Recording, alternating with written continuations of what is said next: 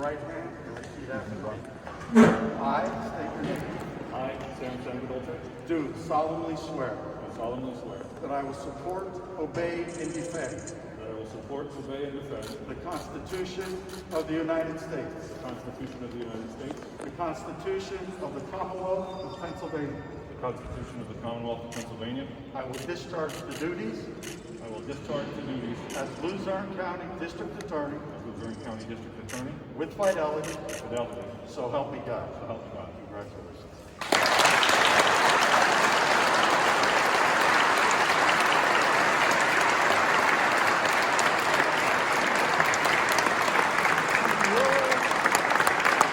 Joey, nice job.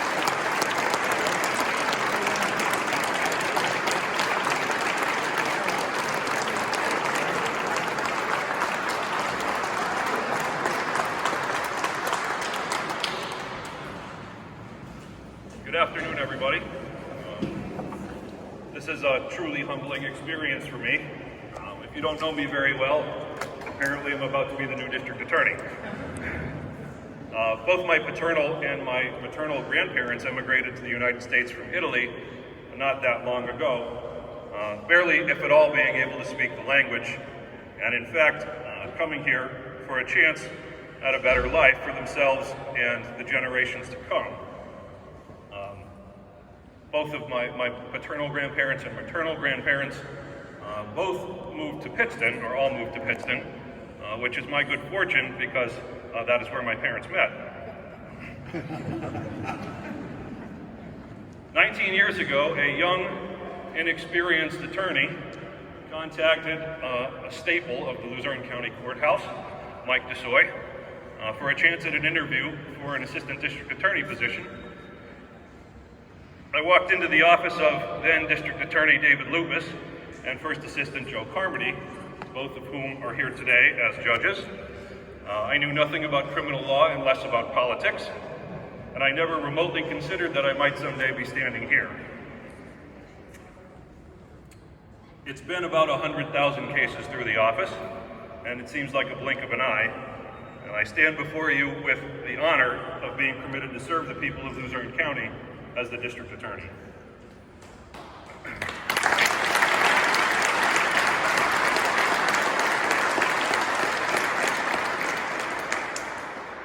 I would like to combine the example of a recently elected president judge and a very famous comedian.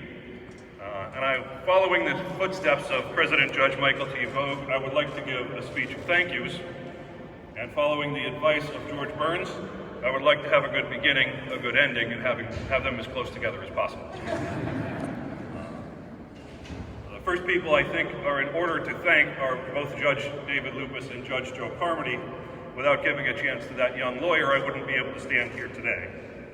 Obviously, to my grandparents as well, Leonard and Jenny Sanguedolce and Angelo and Adele Greco, for having the courage to move to a foreign country, not being able to speak the language, with little more than hope and determination, which also permitted my parents to meet, my parents to have a chance at a family, and for me to be before you with a very wonderful family. My dad was a union electrician and my mom a teacher's aide. They worked tirelessly to put my brothers and I through school and stressed the importance of a good education and service to the community, which apparently I took heed, and that's about the only advice I probably ever listened to from them. Begrudgingly, I have to thank both of my brothers, Len, who is the other lawyer, and AJ, who is a teacher. AJ, thanks for being on my side even when I'm wrong. Len, of course, will side with me as long as he dislikes the other person I'm arguing with. Naturally, if you've paid any attention to the newspapers, it's important for me to thank our state representatives and state senators. Aaron Coffer, Tara Toohill, Karen Boback, Mike Carroll, Jerry Mullery, and Eddie Dave-Pashinsky, many of whom have blessed me by coming here today to show their support, and that's very important to me. It really means a lot. And I recognize that it is a support of me, but it is also respect for the position that I currently, or very shortly, will hold. I also would like to thank State Senators Lisa Baker and John Udicek for their unending support of both myself, Stephanie Salavantis, and our office, and the people of the state of Pennsylvania.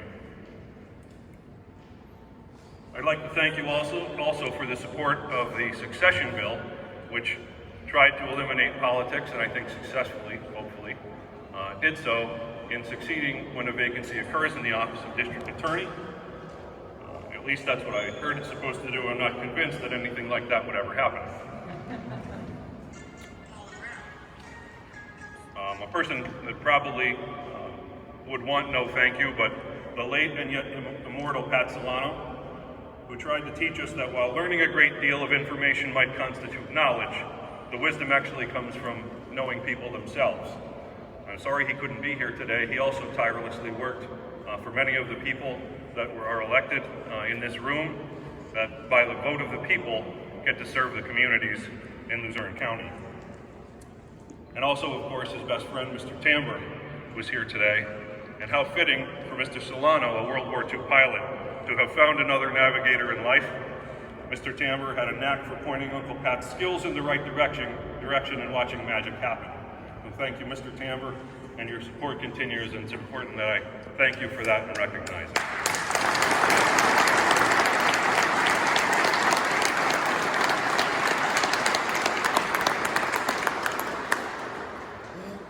When I was in law school, I was absolutely certain that I wanted nothing to do with criminal law, and certainly didn't want to be a trial lawyer. But no matter how good your plan is, God apparently has a better plan for you. When I came back to Luzerne County, he set up a young, inexperienced Roman Catholic lawyer with a Jewish former district attorney who constantly pestered me to take a shot at criminal law in the district attorney's office. He said the experience is immeasurable and that it's a job that everyone who takes it loves. And I can testify to that because just about everyone who's ever left tells me that they miss it, that they wish they could go back. So to the late and former district attorney, Jerry Cohen, despite my vehement protestations, he did eventually get me into the district attorney's office, which led me here. So thank you, Jerry. He also taught me a lesson that has served me well in civil practice and especially criminal practice, when sometimes personalities get in the way of what a responsible result should be. A practical resolution is always better than a good case. And remember that the case itself is bigger than the people involved. Late attorney Bruce Phillips, a great lawyer and a better friend. I'm sure that he's looking down on us today. He is missed all the time. I would like to thank our magisterial district judges who are present today that serve our communities well. They are the backbone of the criminal justice system. They're on the front lines working to decide when the spear of the crimes code must give way to the shield of the Constitution. And I would like to thank them for keeping a lot of cases that don't belong in this building from ever reaching my desk. Our common pleas judges, who are seated behind me, 6 of whom are up for retention this year, so when you go to the ballot box, please vote yes. I've had the great pleasure of prosecuting alongside President Judge Michael T. Vogt, Judge Richard Hughes, our past president judge, and Judge David Lupus, who I said before hired me. I've had the similar honor of spending many years on the other side of cases with Judge Joseph Skorowski Jr. And I'm proud to have presented cases, appeared before, and collaborated with Judges Fred Parentoni and William Amesbury, both as magisterial district judges and Court of Common Pleas judges. And Judge Hugh Mundy, now retired, Judge Tina Gartley, Judge Lisa Gelb, Judge Jennifer Rogers, and the very first judge to swear me in as a young assistant district attorney, and ever a calming voice and steady hand, Thomas F. Burke.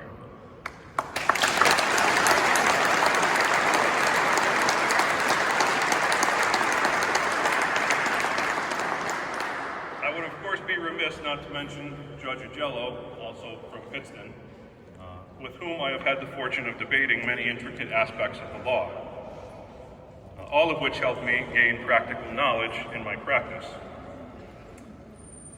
The wisdom came in learning that when Judge Agello rules on an objection, the discussion is over, no matter how good you think your ruling might be.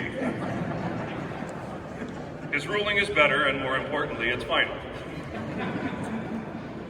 Lastly, I'm thankful to have appeared for many years before Judge Patrick Toole, who could not be here today. He had a talent for asking you questions about your own case until you had to admit you did not know the answer. He was determined that lawyers in the courtroom were going to learn something with every appearance. Once again, despite my protestations, he was right. I may have learned more appearing before him and the other judges that sit behind me than I ever learned in any criminal law class, and I would like to thank them for making us all better lawyers. Importantly, and fairly obviously, the law enforcement officers and really all first responders. As Paul Harvey said, you must simultaneously be the most needed and the most unwanted. Make an instant decision that would take any lawyer months to make. Just ask them, they've waited on me. They have to start breathing, stop bleeding, solve impossible crimes. If you succeed, you're lucky. If not, you're a dunce. You're expected to chase a bum lead to a dead end, stake out 10 nights to find the one witness who saw it happen but refuses to remember.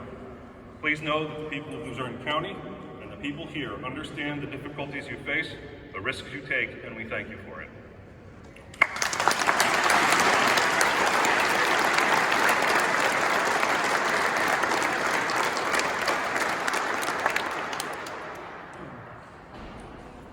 District Attorney Stephanie Salavantis, who at the time of her election was a 29-year-old who had the courage to face impossible odds, the persistence to put in the work, and the intelligence to appoint a brilliant, good-looking, and exceptionally modest first assistant. Since he was not available, I agreed to do it. But seriously, Stephanie made many revolutionary changes, all for the betterment of our office, mostly by noting that simply because we have always done something a certain way was not an actual reason to continue doing it. As you are likely aware, she and her husband Jim are brand new parents.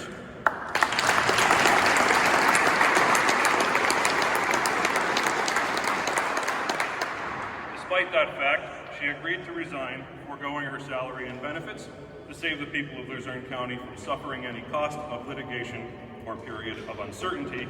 You kind of missed the mark on that one. As you all know, she's running for judge of the Court of Common Pleas. If she works as hard at that position, and I know that she will, the people of Luzerne County will be fortunate to have her on the bench. If you did not notice, that's a shameless pitch to vote for Stephanie. Let me remove all doubt. Please vote for Stephanie.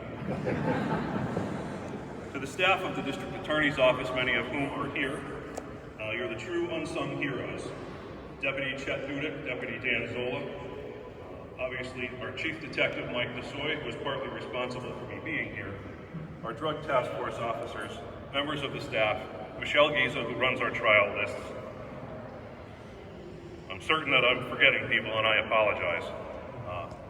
A district attorney cannot be successful unless you all do your jobs, from delivering files to coordinating victims to locking up criminals to trying the cases. Your work matters, it's hard work, and I am thankful for it. To the late Detective Dan Becky, a stalwart of the criminal justice system. He truly cared about catching the bad guy, protecting the innocent, and avenging the victim in whatever manner, and only in the manner the law provided. Thank you, Dan, for reminding us how lucky we are to serve in this capacity. I know that if you're thinking I broke my promise to keep the end as close as possible to the beginning, that I should probably begin wrapping it up, so I will. I'm sure that my in-laws did not fully appreciate what they were getting when my wife agreed to marry me. So it's important that I thank the Leary family, who is here with my own family and are, in fact, my family now. So thank you to the Learys.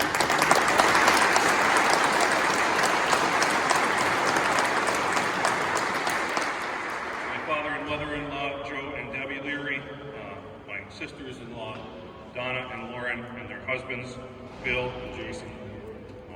I appreciate your support for all the ups and downs of this crazy life and always being by our side.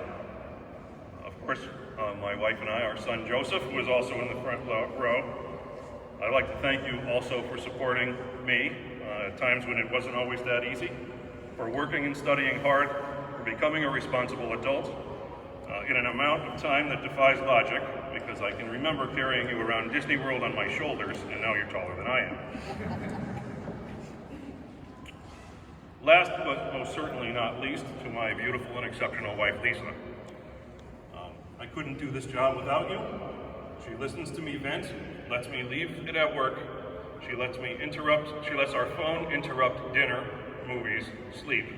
Patiently watches as I get home late, leave early, or run out to some tragedy in the middle of the night. Never complaining. Thank you, Lisa.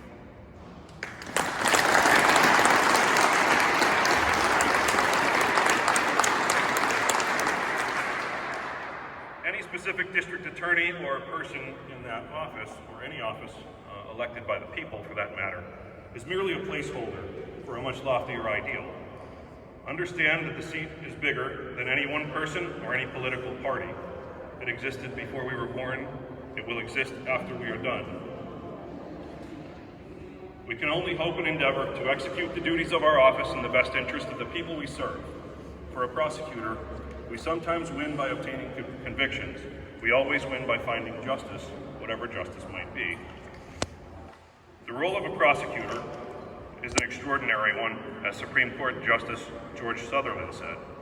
A prosecutor is the representative not of an ordinary party, but of a sovereignty, whose obligation to govern impartially is as compelling as its obligation to govern at all, whose interest in a criminal prosecution is not that it shall win, but that justice shall be done. He is in a particular and definite sense the servant of the law, the aim of which is that guilt shall not escape, nor innocence suffer. He may prosecute with earnestness and vigor, indeed he should. But while he may strike hard blows, he is not at liberty to strike foul ones. It is as much his duty to refrain from improper methods calculated to produce a wrongful conviction, as it is to use every legitimate means to bring about a just one. Those are words that I endeavored throughout my career to live by and shall promise to continue. Thank you all for being here and being patient during a time of transition in our county and on such a monumental day for my family and me. I hope I can exceed the expectations you have for our administration. The office continues to be committed to speaking for the victims, defending the innocent, and convicting the guilty. It really means a lot to me that you are all here. The support I've gotten, not only from Republicans, but also from Democrats, means a lot to me. The friendships that I have in this room and outside this room for people that could not make it are unending and important to me. I would like to really thank everyone. This is obviously a big day for me, and I hope a big day for the office. Thank you all for your service, and thank you all for being here.